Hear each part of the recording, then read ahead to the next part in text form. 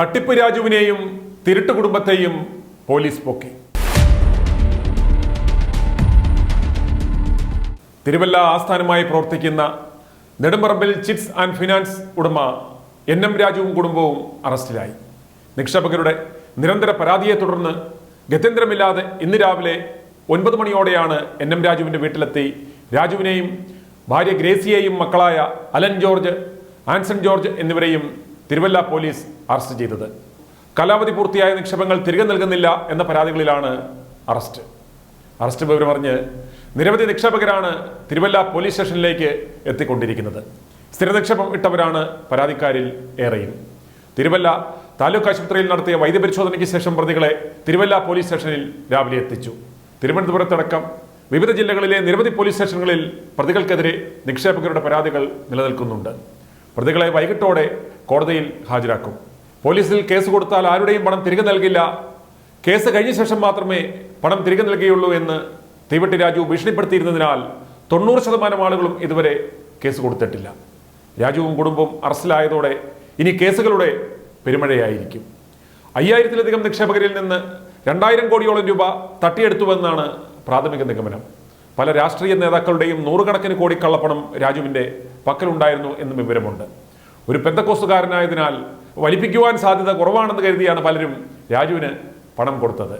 വചനം പറഞ്ഞ് സ്തോത്രം പറഞ്ഞ് 8ന്റെ പണിയാണ് രാജു നാട്ടുകാർക്ക് ഇട്ട് കൊടുത്തത്. സ്ത്രീകളെ ഇറക്കിയാണ് രാജു പ്രവാസികളിൽ നിന്നും പെന്തക്കോസ്തുകാരിൽ നിന്നും അടക്കം നിക്ഷേപം സ്വീകരിച്ചത്. ആദ്യമൊക്കെ പലിശ കൃത്യമായി കിട്ടിയിരുന്നത് കൊണ്ട് പെന്തക്കോസ്തുകാർ അടക്കം കിട്ടിയ കാശെല്ലാം രാജുവിനെ കൊണ്ട് ഏൽപ്പിച്ചു. ഇപ്പോൾ രാജു പണമെല്ലാം വിദേശത്തേക്ക് കടത്തി രക്ഷപ്പെടുവാൻ ഒരുങ്ങുന്നു.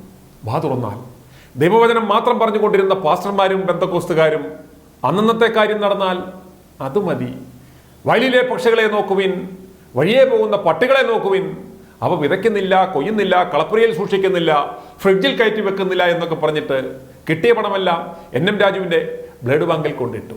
വട്ടിപ്പലിശ കൃത്യമായി കിട്ടിയപ്പോൾ ഹല്ലേലൂയ സൂത്രം പറഞ്ഞു. പണമെല്ലാം അന്ന് കുമിഞ്ഞുകൂടിയപ്പോൾ രാജു ഓടി നടന്ന് പെണ്ണു പിടിച്ചു.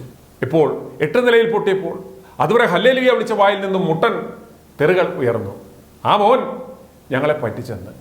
കോട്ടയം, എറണാകുളം, പത്തനംതിട്ട, തൃശൂർ, ആലപ്പുഴ, ഇടുക്കി, കോഴിക്കോട് എന്ന് വേണ്ട സകലമാന ജില്ലകളിൽ നിന്നും വിദേശങ്ങളിൽ നിന്നും അടക്കം ആയിരക്കണക്കിന് നിക്ഷേപകരിൽ നിന്നും സഹസ്ര കോടികളാണ് എൻ.എം. രാജു നിക്ഷേപമായി സ്വീകരിച്ചത്. Nedumparambil finance, Nedumparambil credit syndicate ഇങ്ങനെയുള്ള ധനകാര്യ സ്ഥാപനങ്ങൾ വഴിയാണ് പണം സ്വീകരിച്ചത്. ഈ പണം റിയൽ എസ്റ്റേറ്റ്, ടെക്സ്റ്റൈൽസ്, ഓട്ടോമൊബൈൽ മേഖലകളിലാണ് നിക്ഷേപിച്ചത്. പക്ഷേ അപ്പന്റെയും മക്കളെയും മത്സരിച്ചുള്ള പെണ്ണുപിടുത്തമാണ് കാശ് ചോരുവാൻ പ്രധാന കാരണം എന്നതാണ് അറിയുവാൻ കഴിയുന്നത്. കടം പെരുകി മൊത്തത്തിൽ നാറിയപ്പോൾ കേരള കോൺഗ്രസ് എം സംസ്ഥാന ട്രഷററായിരുന്ന എൻ.എം. രാജുവിനെ 3 മാസം മുമ്പ് പദവിയിൽ നിന്ന് നീക്കം ചെയ്തു.